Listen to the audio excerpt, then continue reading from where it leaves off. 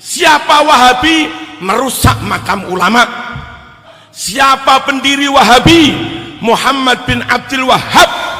Kepada siapa si Abdul Wahhab ini berguru? Kepada orang Yahudi. Oh, nggak ngaji ini. Celeng berarti Wahabi mereka. Wahabi mereka. Hajar Syekh Wain. Kalau kita bicara tentang propaganda media, sebenarnya ini bukan hal yang baru teman-teman. Di dalam sejarah umat Islam, dari dulu perbedaan manhaj, mazhab, dan pendekatan dakwah selalu diiringi dengan perebutan pengaruh, dan hari ini medan itu berpindah ke media seperti YouTube, TV, TikTok, bahkan mimbar-mimbar ceramah. Dalam konteks aswaja yang sering dikaitkan dengan NU di Indonesia, media memiliki peran yang sangat besar dalam membentuk persepsi publik. Banyak orang awam tidak belajar langsung dari kitab ataupun ulama, tetapi dari potongan-potongan video, ceramah yang viral, dan konten yang sudah dikemas sedemikian rupa.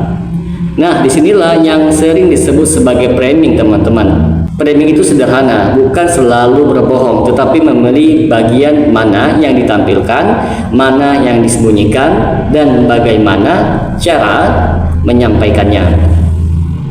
Misalnya, ketika membahas dakwah salafi, sering sekali yang diangkat adalah sisi-sisi yang dianggap keras, tuduhan mudah membid'ahkan, anti tradisi, anti budaya lokal, atau bahkan memecah belah umat Islam. Narasi ini diulang terus-menerus sampai akhirnya tertanam di benak masyarakat bahwa salafi itu identik dengan hal-hal tersebut. Nah, padahal kalau ditelusuri langsung ke sumbernya teman-teman, dakwah salafi sendiri menekankan kembali kepada Al-Quran dan As-Sunnah dengan pemahaman generasi awal umat Islam atau generasi salaf. Namun karena masyarakat tidak langsung belajar dari sumber itu, mereka lebih mudah menerima gambaran yang sudah dibentuk oleh media. Di sisi yang lain teman-teman, media aswaja sering menampilkan cerita yang lebih ramah, Islam yang santai, toleran, penuh tradisi, dekat dengan budaya lokal. Ini tentu menarik bagi masyarakat yang luas. Tetapi di balik itu teman-teman, ada juga kritik dari sebagian pihak bahwa pendekatan ini kadang mencampur adukan antara agama dan budaya tanpa batas yang jelas. Masalahnya bukan pada siapa yang benar secara mutlak teman-teman, tetapi pada bagaimana informasi itu disajikan. Ketika satu kelompok terus-menerus ditampilkan negatif, sementara kelompok yang lain selalu ditampilkan secara positif, maka itu bukan lagi sekedar dakwah, tetapi sudah masuk ke dalam wilayah opini publik yang diarahkan. Hal lain yang perlu diperhatikan adalah penggunaan tokoh. Media sering mengangkat ustadz ataupun kiai tertentu sebagai representasi kelompok tersebut. Jika tokoh itu disukai, maka seluruh manhajnya ikut terdongkrak. Sebaliknya teman-teman, jika ada tokoh yang kontroversial dari kelompok tertentu, maka itu dijadikan wajah untuk menjatuhkan seluruh kelompok tersebut. Ini strategi yang sangat umum teman-teman di dalam propaganda, generalisasi dari satu kasus ke seluruh kelompok. Selain itu ada juga teknik labeling, misalnya memberikan label tertentu seperti Wahabi, radikal, ataupun anti NKRI. Label ini sering digunakan tanpa penjelasan yang ilmiah yang jelas, tetapi cukup efektif untuk mempengaruhi emosi masyarakat. Begitu juga label menempel, orang jadi malas untuk mencari tahu lebih mendalam. Padahal dalam diskusi ilmiah, label seperti itu harus dijelaskan terlebih dahulu siapa yang dimaksud, apa definisinya, dan apakah semua yang dilabeli benar-benar sesuai dengan tuduhan tersebut. Di era sekarang teman-teman, algoritma media sosial justru memperparah keadaan. Konten yang provokatif, emosional, dan menyudutkan pihak lain justru lebih cepat viralnya. Akhirnya baik dari kubu Aswaja maupun Salafi, ada sebagian konten kreator yang lebih memilih membuat konten yang panas daripada konten ilmiah yang mendalam. Akibatnya umat jadi terpolarisasi, bukan lagi mencari kebenaran, tetapi mencari pembenaran untuk kelompoknya sendiri. Kalau mau jujur teman-teman, bukan hanya satu pihak yang bisa terjebak dalam pola ini.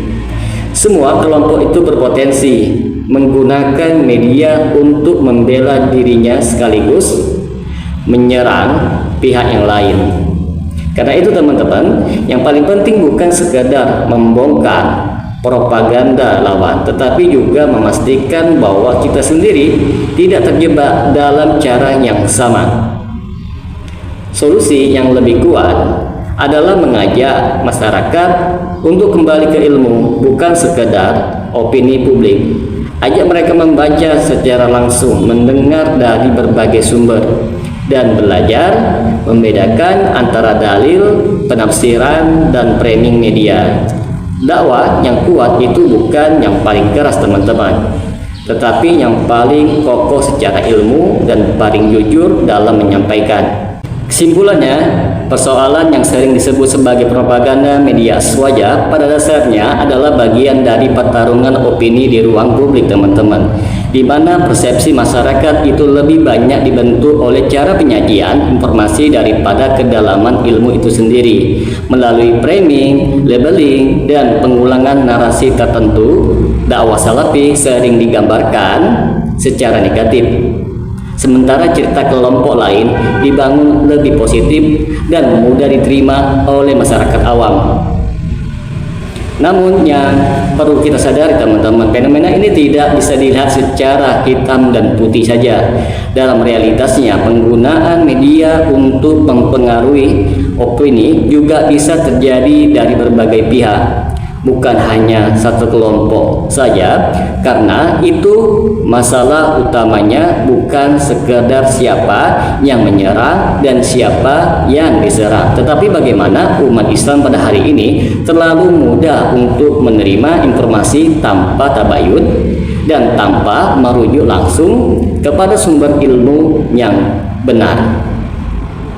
Akhirnya jalan keluar yang paling kuat bukan dengan membalas propaganda dengan propaganda, tetapi dengan menguatkan dakwah di atas ilmu, kejujuran, dan keadilan dalam menilai umat. Perlu kembali kepada pemahaman yang benar terhadap Al-Quran dan As-Sunnah, serta dididik agar tidak mudah terpengaruh oleh narasi media yang bersifat emosional dan sepihak. Dengan begitu teman-teman, kebenaran tidak lagi bergantung kepada siapa yang paling viral, tetapi pada siapa yang paling kuat hujjah dan paling amanah dalam menyampaikan agama. Semoga dengan sedikit penjelasan ini dapat memberikan manfaat bagi teman-teman sekalian, dan apabila channel ini dapat memberikan manfaat bagi teman-teman sekalian, silahkan like dan subscribe. Semoga bermanfaat. Assalamualaikum warahmatullahi wabarakatuh.